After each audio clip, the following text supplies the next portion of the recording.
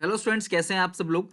तो आज हम पढ़ेंगे chapter number 7 Indian economic development का, जिसका नाम है क्लास एम्प्लॉयमेंट। तो ये employment growth and other issues, ये जो चैप्टर है ये बहुत ही बड़ा चैप्टर है। इसलिए क्लास इस चैप्टर के अंदर से मैंने 20 मोस्ट इंपोर्टेंट क्वेश्चंस जो हैं वो लिए हैं, जो बोर्ड एग्जामिनेशन 2021 में आपको पूछा जा सकता है। क्लियर है? तो आप एक एक करके सारे के सारे क्वेश्चन का आंसर खुद पहले देने की कोशिश करोगे, और अगर सही है तो वेल एंड गुड, और अगर गलत जाता है आपका आंसर तो आप क्लास उस आंसर को कॉपी में जरूर लिख लेना क्लास, ताकि बिफोर बोर्ड एग्जाम आप उसको देखकर जा सको। तो चलो शुरू करते हैं, और ऐसे ही क्लास हर एक चैप्टर का line by line MCQ, even हर एक सब्जेक्ट का, चाहे वो अकाउंटेंसी हो, चाहे वो इकोनॉमिक्स हो, चाहे वो बिजनेस स्टडीज हो, वो उसके लिए क्लास आप हमारे चैनल सब्सक्राइब कर लो और प्लेलिस्ट में आप देख लेना। सारी की सारी वीडियोस लाइन बाय लाइन आपको मिल जाएंगी, अकाउंट सीखो और बीएसटी हर एक सब्जेक्ट का। ठीक है, तो चलो शुरू करते हैं। वीडियो अच्छा लगे तो लाइक करना, और लास्ट में आउट ऑफ 15 आपका स्कोर कितना आया जरूर जरूर कॉमेंट करना। 15 में से कितने भी नंबर आते हैं क्लास, कॉमेंट करना जरूर। ठीक है, चलो शुरू करो।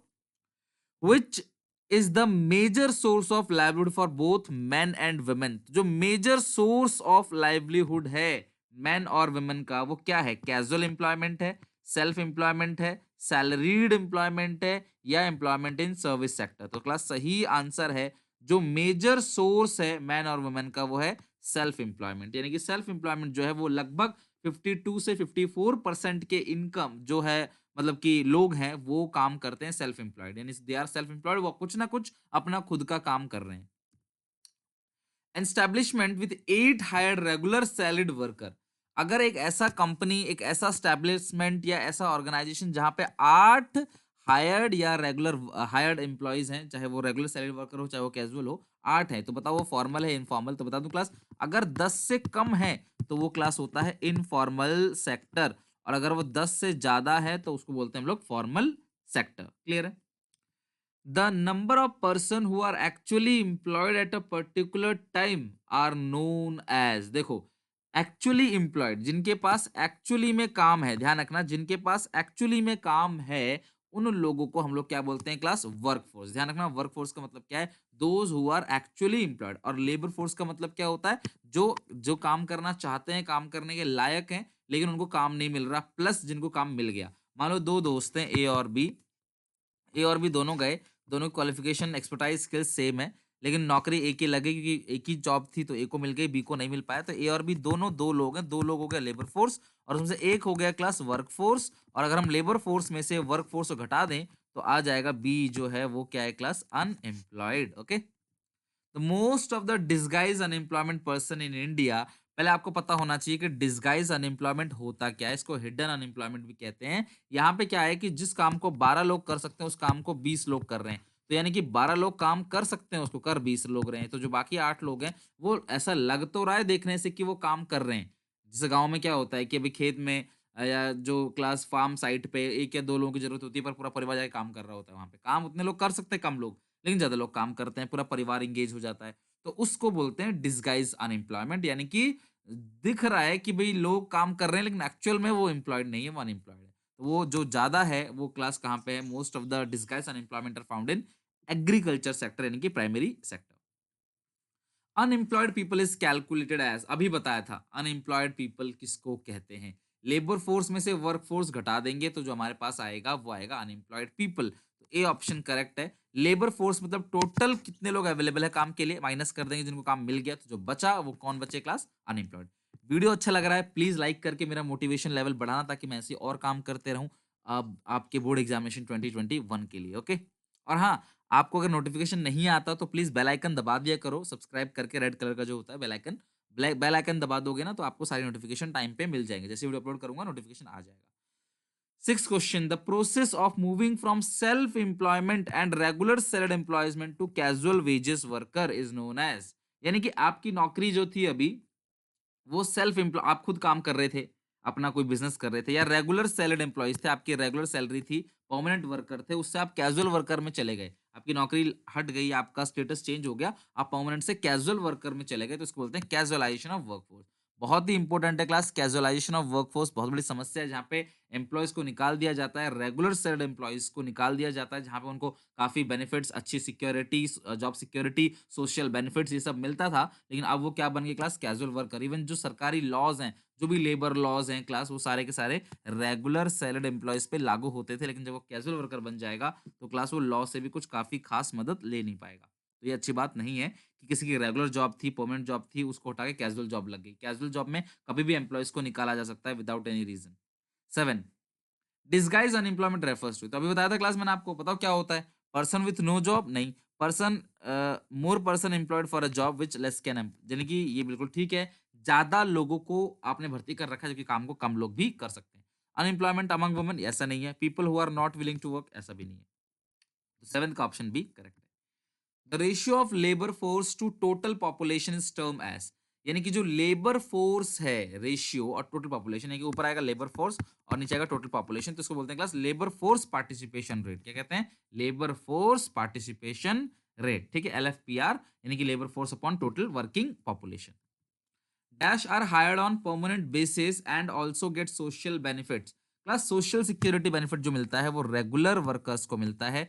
तो रेगुलर वर्कर जो है वो परमानेंट बेसिस पे हायर होते हैं और इनको सोशल बेनिफिट्स भी मिलते हैं, पीएफ वगैरह का बेनिफिट्स, ठीक है, या एम्प्लॉयर जो भी क्लास इंसेंटिव देता है वो इन सबको मिलता है। सेल्फ एम्प्लॉयड वर्कर नहीं है क्लास, ये आएगा सी, रेगुलर वर्कर। एस्टैब्लिशमेंट जो 20 हायर्ड वर्कर, देखो अगर 20 है तो वो फॉर्मल है और 20 से कम जो था वो इनफॉर्मल था। अब ध्यान रखना, अगर 20 से कम है तो इनफॉर्मल, जैसे पहले क्वेश्चन में था ना 8, तो 8 इनफॉर्मल था। 10 से ज्यादा है अगर एम्प्लॉयज आपके पास काम कर रहे हैं तो आप आगे ऑर्गेनाइज सेक्टर में, यानी कि फॉर्मल सेक्टर में, 10 से कम है तो आप आगे अनऑर्गेनाइज या इनफॉर्मल सेक्टर में। Out of these which one the following is a worker, तो इनमें से किसको वर्कर की कैटेगरी में माना जाएगा? क्या भिखारी वर्कर है, क्या गैम्बलर वर्कर है, कॉबलर वर्कर है, स्मगलर? देखो ये तीनों फ्री में पैसा कमाते हैं, ये तो नहीं है। वर्कर काम करके अर्निंग करता है, मेहनत को बेच के, अपनी सर्विस को बेच के पैसे कमाता है कॉबलर, तो कॉबलर जो है वो क्या कहलाएगा? वर्कर कहलाएगा। Unemployment that occur at certain season, यानी कि बेरोजगारी जो किसी एक सीजन पे होती है उसे क्या कहते हैं? भैया ये तो बिल्कुल कॉमन सेंस क्वेश्चन है, इसको बोलते हैं क्या? सीजनल, सीजनल अनएम्प्लॉयमेंट, यानी कि 12th क्वेश्चन का ए ऑप्शन करेक्ट है। An arrangement in which worker use own resources, एक ऐसा अरेंजमेंट जहां पे वर्कर खुद के रिसोर्स को यूज करता है और to make a living is known as, तो अगर खुद के रिसोर्स यूज करता है तो वो सेल्फ एम्प्लॉयड है। क्या है क्लास? वो सेल्फ एम्प्लॉयड, जहां पे हम अपना खुद मालिक है अपने बिजनेस के और अपने बिजनेस में ही अपना काम भी कर रहे हैं। डिफाइन जॉबलेस ग्रोथ, तो ये क्लास अपनी ओन लैंग्वेज बना के लिख देना आप, मैं आपको समझा देता हूँ। जॉबलेस ग्रोथ का मतलब क्या है कि हम ज्यादा टेक्नोलॉजी पे डिपेंड हो रहे हैं, यानी कि जो मैन फोर्स है, यानी कि जो ह्यूमन है, हम उन पे डिपेंड नहीं हो रहे, हम डिपेंड हो रहे हैं क्लास टेक्नोलॉजी पे। यानी कि अगर मुझे अपने बिजनेस में ग्रोथ चाहता हूं मैं, तो मैं ज्यादा काम करना चाहता हूं तो मैं ज्यादा काम मशीन से कराऊंगा, ना कि क्लास एम्प्लॉयज से।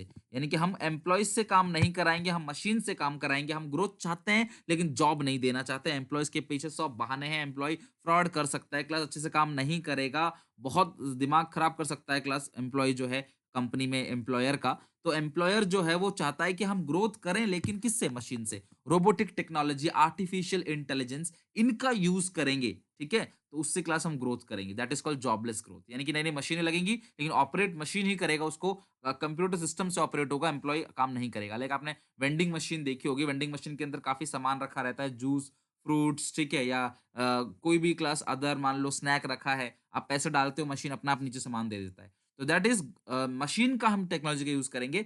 इसको बोलते हैं जॉबलेस ग्रोथ, यानी कि ग्रोथ तो हो रहा है लेकिन जॉब नहीं मिल रही, लोग अनएम्प्लॉयड हो रहे हैं। In which area do the highest proportion of worker live, तो हाईएस्ट प्रोपोर्शन वर्कर, ज्यादा वर्कर कहाँ रहते हैं क्लास? ऑब्वियस है, रूरल एरिया में जो है वर्कर, वर्कफोर्स जो है वो ज्यादा रहते हैं। 15th का ऑप्शन नंबर ए करेक्ट है। Majority of workforce in India are, बताओ जो वर्कफोर्स है, ये तो मैंने पहले ही, जब पहला क्वेश्चन था वो भी सेम इसी पे बेस्ड था कि जो वर्कफोर्स है मतलब जितने लोग काम कर रहे हैं उसका जो मेजर वर्कफोर्स है वो कहाँ पे अर्निंग ले रहा है, कहाँ पे काम करता है? मेजर वर्कफोर्स वो क्लास सैलरीड एम्प्लॉयज है या सेल्फ है या कैजुअल है? तो सही आंसर क्लास सैलरीड एम्प्लॉयज जो है वो मेजर वर्कफोर्स है। फिर आएगा सेकंड नंबर पे क्लास आपका कैजुअल वर्कर, थर्ड नंबर पे सैलरीड एम्प्लॉयज, यानी कि सैलरीड एम्प्लॉयज जो है वो बहुत ज्यादा कम है, सेल्फ एम्प्लॉयड लोग बहुत ज्यादा है हमारे देश में, ठीक है, लगभग 50% से ज्यादा। Which indicator use to analysing, class कौन सा ऐसा इंडिकेटर है जिसको आप एनालाइज करते हो, ठीक है, the analyse the employment situation of the country. चलो फटाफट बताओ class, which indicator is used for analysing the employment situation of a country. ठीक है, तो सही आंसर है क्लास का वर्कर पॉपुलेशन रेशियो। वर्कर ऊपर आएगा क्लास, टोटल पॉपुलेशन नीचे आएगा वर्किंग एज में, तो ये जो परसेंटेज आएगा वो आएगा क्लास आपका एम्प्लॉयमेंट सिचुएशन को जानने के लिए वर्कर पॉपुलेशन रेशियो। तो किसी देश की एम्प्लॉयमेंट सिचुएशन को एनालाइज करने के लिए हम लोग वर्कर पॉपुलेशन यूज रेशियो का यूज करते हैं, वो इंडिकेटर है। What do you mean by casualisation? जब कोई regular salary movement of employees from, आप लिख लो, movement of employees from regular salaried employees to wage worker या हायर्ड वर्कर या कैजुअल वर्कर। ठीक है, कुल मिला के क्लास आप पहले रेगुलर सैलरीड एम्प्लॉइज थे। ठीक है, आपकी जो जॉब थी एक रेगुलर सैलरीड एम्प्लॉइज की थी, अब आप चले गए कैजुअल वर्कर में। कैजुअल वर्कर में जब आप रेगुलर सैलरीड एम्प्लॉइज थे तो आपको सोशल बेनिफिट मिलता था, सोशल सिक्योरिटी मिलता था, बहुत सारे इंसेंटिव मिलते थे, जॉब सिक्योरिटी थी, लेबर लॉ लागू होते थे, कंपनी धोखा नहीं दे सकती आपको, फ्रॉड नहीं कर सकती आपके साथ। और उससे हम मूव किस में कर गए क्लास? कैजुअल वर्कर में। तो रेगुलर सैलरीड एम्प्लॉइज से हम मूव कर गए किसमें? कैजुअल वर्कर में। तो अगर हम कैजुअल वर्कर में मूव कर गए तो हमें ना सोशल सिक्योरिटी बेनिफिट मिलेगा, ना ही क्लास कोई लेबर लॉ हम पे लागू होगा, जॉब सिक्योरिटी नहीं, कभी भी निकाल दिया जा सकता है। तो इसको बोलते हैं कैजुअलाइजेशन ऑफ वर्कफोर्स, यानी कि movement of worker from regular salary employees to casual worker. A dash type of employment marginal product gained by employing one additional unit of labor is zero. Disguise, occasion, season, open. तो सही answer है class का disguise, क्योंकि disguise employment में 4 worker जो है 5 worker जितना काम कर रहे थे, छठा वर्कर आएगा वो भी उतना ही काम करेगा, मतलब एक्स्ट्रा वर्कर ने जो हमें दिया मार्जिनल प्रोडक्ट जो मिला, एक्स्ट्रा वर्कर ने जो काम करके दिया वो भी जीरो ही करके दिया। वर्कर ज्यादा है लेकिन काम जो है वो सेम हो रहा है। कभी कभी होता है ना स्कूल में, क्या होता है कि आपको बोलते हैं टीचर कि भाई ये वाला काम कर दो जाके, मतलब डेस्क हटवानी है कहीं से या सोफा लगवाना है, स्कूल में कुछ मीटिंग है, कोई फंक्शन है, कोई ओकेजन है, उसको अरेंज करना है, तो क्लास के मेजॉरिटी बच्चे भाग जाते हैं, उसका उस काम को 5 बच्चे कर सकते हैं, लेकिन आधी क्लास उस काम को करने पहुंच जाती है। काम तो उतना ही होगा लेकिन वर्कर ज्यादा एंगेज है, देखने से लग रहा है वो काम कर रहे हैं लेकिन एक्चुअली में वो लोग बेरोजगार है। एग्जाम्पल दिया मैंने, ओके। इनफॉर्मलाइजेशन क्या है? जब आप फॉर्मल सेक्टर में काम करते हो लेकिन आप फॉर्मल सेक्टर से मूव कर जा रहे हो, वहां जॉब नहीं है, तो आप इनफॉर्मल सेक्टर में मूव कर रहे हो, तो इसको बोलते हैं informalisation of workforce, movement of worker from formal sector to informal sector. Simple, 1 mark का है।